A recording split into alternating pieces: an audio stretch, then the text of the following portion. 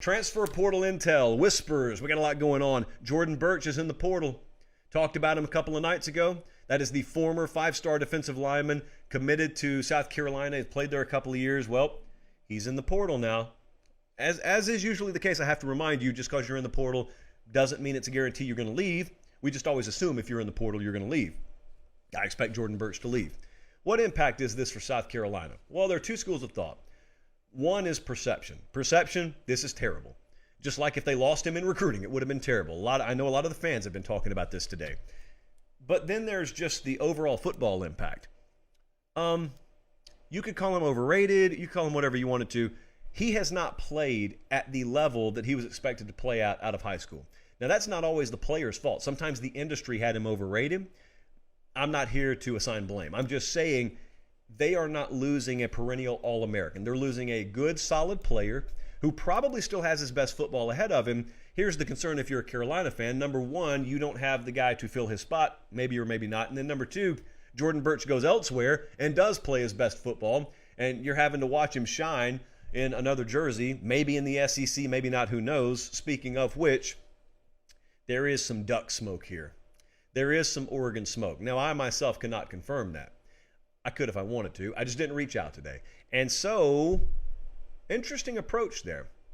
Because if you've noticed what Oregon's doing, they're getting pretty deep on the defensive line. They're going out and getting a lot of players, which begs the question, what's Jordan Burch looking for? We do not have him on the show tonight. I cannot ask him this question. But if he's looking for a surefire depth chart situation out there where he's a plug and play, I'm not totally sure Oregon is that unless he's about to play a different caliber of football than he has so far. Because Oregon is not the thinnest program in the world and will not be for the next several years on the defensive line. So we'll see about that. 6'6", 275. Big talent, big-time talent. We'll see where he lands. TCU's rolling. I know this is a shock to approximately nobody, considering they're about to play in the national championship game. More on that in just a second in terms of the dates of such things. But they picked up Trey Sanders today, former five-star running back. He went to Bama, got in a car wreck. Almost lost more than just his career in that car wreck. Trey Sanders never fully regained the form it would take to start at Alabama. Trey Sanders is good enough to play football, though. Like, he's plenty healthy enough. He's good enough to play football. They've also picked up JoJo Earl from Alabama, the receiver. They've also picked up Tommy Brockermeyer, former five-star offensive tackle. TCU loves what they see in Tuscaloosa. And apparently some of the kids who weren't quite on the field enough in Tuscaloosa love what they see in Fort Worth, and how could you not? A lot of these guys get to go closer to home, and in the process, they also get to play for a really good program.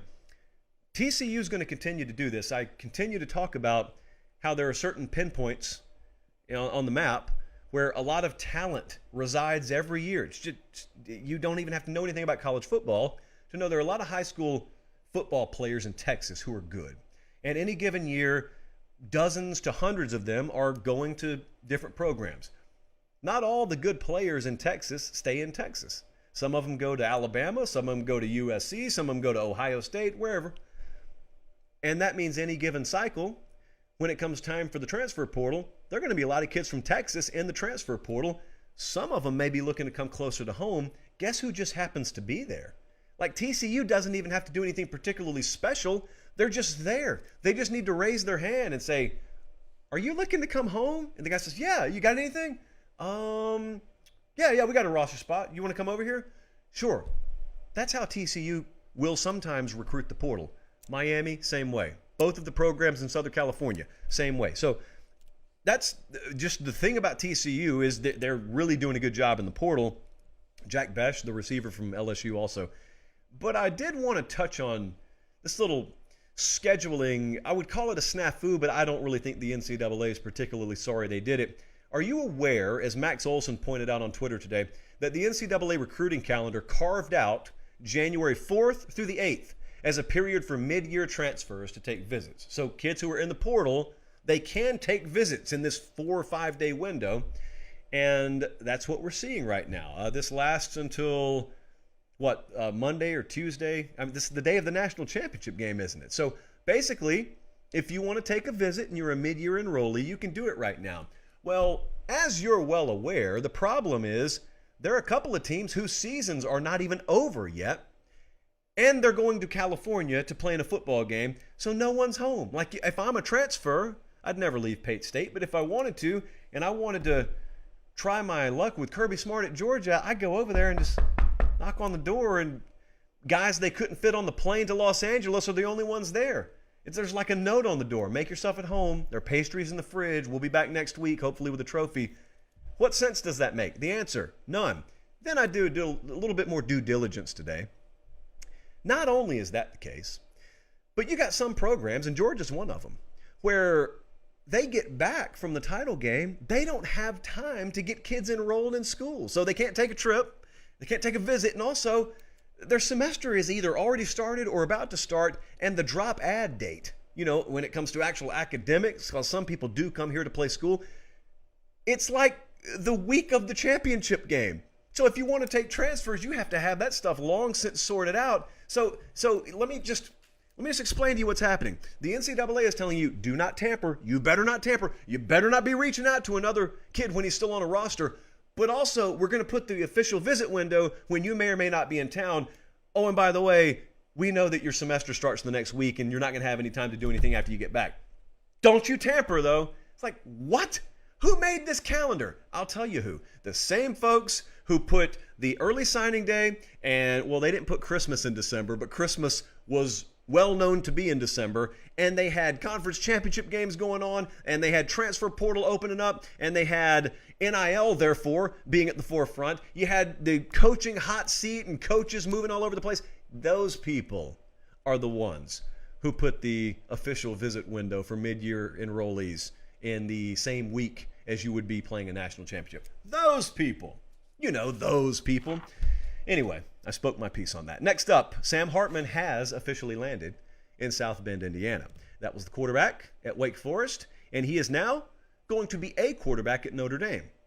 Some of you noticed the other day, I said on the show repeatedly, they need a one-year stopgap because Tyler Buckner is expected to transfer. A lot of you heard that, and you took that to mean, oh, he must be thinking about Drew Pine, because Drew Pine already transferred.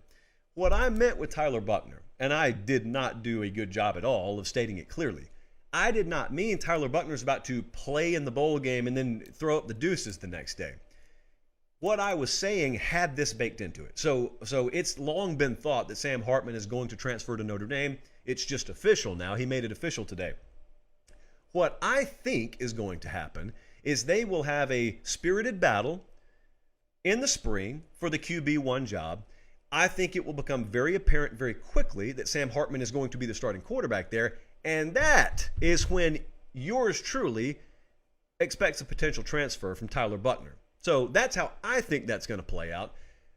That's what I meant. What it sounded like was something totally different. Anyway, Sam Hartman at Notre Dame, they need him. They need a one-year guy because I won't say they have it for sure taken care of in the future. There are no certainties in this life, but I think they feel comfortable 2024 and beyond at quarterback. They don't feel comfortable about 2023, well, except that now they do.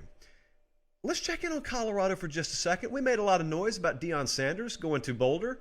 We haven't talked about him in a couple of weeks, mainly because you asked us to stop, even though you kept clicking on the videos. Checking back in on Colorado, they have the number 2 portal class in the country. Travis Hunter did indeed transfer there. Shadir Sanders did indeed transfer there. But they've got, you know what, before I tell you, if you haven't checked this in the last week or two, how many players do you think Colorado has added from the portal? Now, as a frame of reference, USC last year had 20. Colorado's already got 17. They're not done. I do not think they're done. And they've added several guys who obviously will be immediately impacting the starting lineup there. 17. Jesse, what do you think we should put the over-under at? You think we should go 20.5? Would that be fair? 21. Jesse wants to go 21. I don't want a threat of a push, but I guess since Jesse calls the shots here, we'll go 21. Colin, I don't know if you endorse that, but 21 it is. Okay, well, I can't go that high. That's a violation. FSU has the number 1 portal class in the country, right ahead of Colorado. And the average player rating that they've taken out of the portal is 91.38. Good players, in other words. They have 4 out of the top 26. And among those players, Jaheim Bell, the top tight end in the country, they've gotten him out of the portal. They've got the number 2 corner out of the portal, number 2 offensive tackle out of the portal, top defensive lineman out of the portal, a kid from Western Michigan. So they are spanning the globe far and wide to find players that will be integral pieces on maybe a preseason ACC championship contender. I don't think there's much risk in saying that. Absolutely, they'll be a preseason ACC championship contender. Number 1 and number 2 in the portal rankings right now, FSU and Colorado. Remember, got the title game coming up Monday night. It is expected that we will probably see some departures from maybe even those programs, but after that, we'll have the full picture. Everyone's season will be over, and so there will be nothing left. There'll be no other time to wait, no other reason to wait. So anyone else who's going in the portal in this early window will be doing it shortly after Monday night, at the latest, shortly after Monday night. Thanks for watching, guys. Don't leave yet. Don't leave yet. Make sure you like the video and please subscribe to the channel. Not just for me, that's how we keep this entire thing free.